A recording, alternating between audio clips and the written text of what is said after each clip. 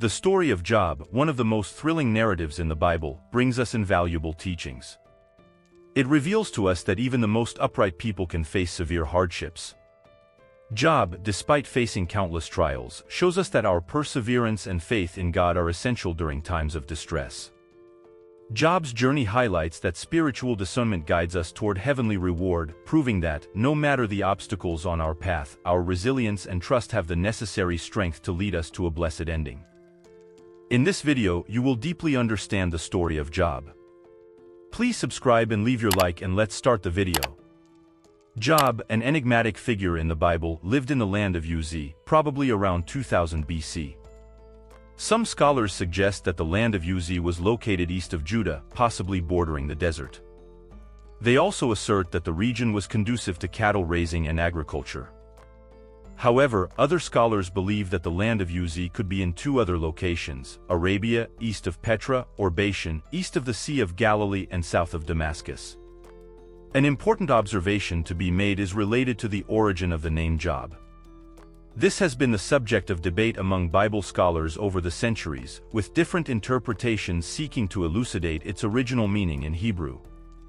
The first view suggests that the name Job derives from a verbal form that denotes the act of being harassed or persecuted. In this context, Job could be understood as one who suffers attacks. This interpretation sheds light on the nature of the trials faced by Job, reflecting the adversity present in his biblical story. The second perspective associates the name Job with a Semitic origin, linked to an Arabic verb that means to return. In this sense, Job would be interpreted as one who returns to God. A third interpretation, widely accepted, finds support in Job chapter 13, verse 24, where Job seems to question, "Where is my father, God?" In this context, the name Job could be interpreted as "Where is my father?" All these interpretations make sense in the context of the story of Job and find solid linguistic foundations. It is up to each reader to pray, meditate, and decide which interpretation most edifies their understanding of this emblematic biblical character. The essential point to remember is that Job's name has become synonymous with unwavering faith in God, even amidst pain and suffering. This is the true essence of Job's story, regardless of the interpretation chosen for his name. According to the Bible, Job had a total of 20 children, 14 men and 6 women. Before the trial, he had 7 sons and 3 daughters, who died when a strong wind knocked down the house where they were, as per Job chapter 1, verses 18 and 19. Job was a very pious man and had a deep love for his children. This love was demonstrated through the fear and zeal he had for their spiritual salvation. Job showed constant concern for the well-being of his children and, therefore, prayed and made sacrifices for them. The book of Job, in chapter 1, verses 4 and 5, describes the relationship between Job's children. They used to visit each other's houses, holding parties in turns. Their 3 sisters were constantly invited to these celebrations. After each cycle of festivities, Job would wake up at dawn and make sacrifices in the name of each of his children, with the aim of purifying them. This practice was maintained by Job as he considered the possibility of any of his children having committed a sin, even if only in thought, against God. According to the Bible, Job was an extremely rich and prosperous man. He owned 7,000 sheep, 3,000 camels, 500 yoke of oxen, and 500 donkeys. He was considered the greatest of all the men of the East and had many servants. However, Job's wealth was not restricted to material goods alone. He was rich in character and spirituality, being described as upright, straight, and God-fearing. Despite his material abundance, Job valued his spiritual and family wealth more. He was a man of unwavering faith, evidenced by his constant prayer and sacrifice for the most precious thing he possessed, his family. The main focus of Job's story is intrinsically linked to the intense suffering he endured. This suffering was the result of a divine dialogue between God and Satan.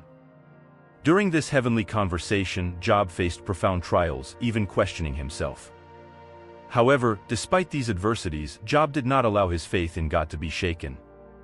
He remained firm in his integrity. Job's story is, therefore, a great example of faith and resilience, exploring the complexity of human suffering and divine sovereignty. The biblical text states, Satan, the accuser, challenged God, saying that Job was only faithful because God blessed him. So, God allowed Satan to take everything Job had, except his life, to prove his faithfulness. In a single day, Job lost all his possessions and all his children, due to attacks from enemies and natural disasters. Even so, Job did not blaspheme against God, but humbled himself and said, "Naked I came from my mother's womb, and naked I will depart. The Lord gave and the Lord has taken away. Blessed be the name of the Lord." As per the book of Job, chapter 1. Then Satan struck Job's health, covering him with terrible sores, from the soles of his feet to the top of his head. Job sat in ashes, scraping his sores with a piece of pottery. His wife advised him to curse God and die, but Job rebuked her, saying, "Shall we accept good from God and not trouble?" As expressed in the book of Job, chapter 2. 3 friends of Job, named Eliphaz, Bildad, and Zophar, came to visit him and comfort him. They sat in silence for 7 days, seeing his suffering. Then they began to speak with Job, trying to explain the reason for his suffering. They believed that Job was being punished for some hidden sin, and that he should repent and confess to God. Job, however, defended his innocence and questioned, without understanding why he was suffering so much. Job remained firm, did not blaspheme against God at any time, but amid the trials, he made profound questions. "May the day of my birth perish, and the night that said, 'A boy is conceived.' Why did I not perish at birth, and die as I came from the womb? Why is life given to those in misery, and life to the bitter of soul? Why was I not hidden away in the ground like a stillborn child, like an infant who never saw the light? What I feared has come upon me, what I dreaded has happened to me. I have no peace, no quietness, I have no rest, but only turmoil.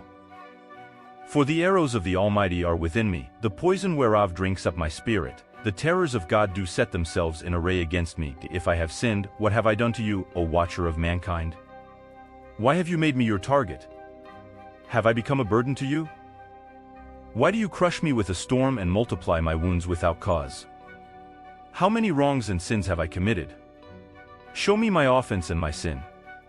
Why do you hide your face and consider me your enemy? My spirit is broken, my days are cut short, the grave awaits me. Surely mockers surround me, my eyes must dwell on their hostility. My days have passed, my plans are shattered. Yet the desires of my heart. These questions reflect Job's anguish and his search for answers amid suffering. However, even amid these questions, Job never lost faith in God. He remained firm, demonstrating unwavering faith even amid the greatest adversities. A young man named Elihu, who had been listening to the conversation, intervened and rebuked Job's 3 friends for accusing him without reason. He also rebuked Job for justifying himself before God. He stated that God is sovereign and wise, and that he speaks in various ways, including through suffering, to teach, correct, and restore people. Finally, God responded to Job, not explaining the reason for his suffering, but revealing his greatness and power through questions about creation and nature. God showed Job that he was too limited to understand his purposes, and that he should trust him even without understanding everything. Job acknowledged his ignorance and repented of having questioned God. He said, "My ears had heard of you, but now my eyes have seen you. Therefore I despise myself and repent in dust and ashes." God rebuked Job's 3 friends for not having spoken the truth about him, and ordered them to offer sacrifices and ask Job to pray for them. The story of Job has a truly impressive ending. After all the trials and sufferings, Job is rewarded with the restitution of his possessions and a blessed family. Job's life is restored, not just in material terms, but also in terms of joy and peace.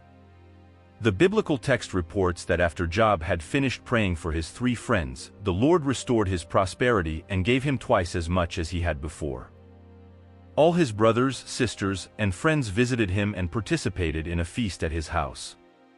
They expressed their sorrow for what Job had gone through and comforted him for all the adversities that the Lord had allowed him to face. Each of them presented him with money and a gold ring. The latter part of Job's life was more blessed by the Lord than the first. He accumulated 14,000 sheep, 6,000 camels, 2,000 oxen, and 1,000 donkeys. He was also blessed with 7 sons and 3 daughters.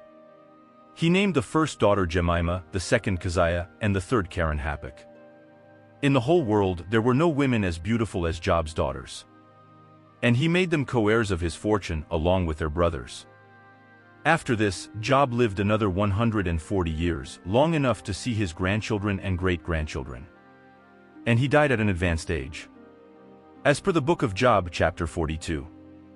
The story of Job is a powerful testimony of faith and perseverance in the midst of adversity. As mentioned in the Epistle of James, Job is an example of patience in the midst of afflictions. James 5 verse 11 says, "As you know, we count as blessed those who have persevered." You have heard of Job's perseverance and have seen what the Lord finally brought about. The Lord is full of compassion and mercy. This verse highlights Job's patience during his trials and God's compassionate care. Job remained firm, even when everything seemed lost, demonstrating unwavering faith in God. The story of Job leads us to realize that God never forsakes the righteous or those who trust in Him. Even in the darkest moments, God is working for the good of those who love Him. The story of Job is a reminder that, in the end, justice prevails and faith is rewarded.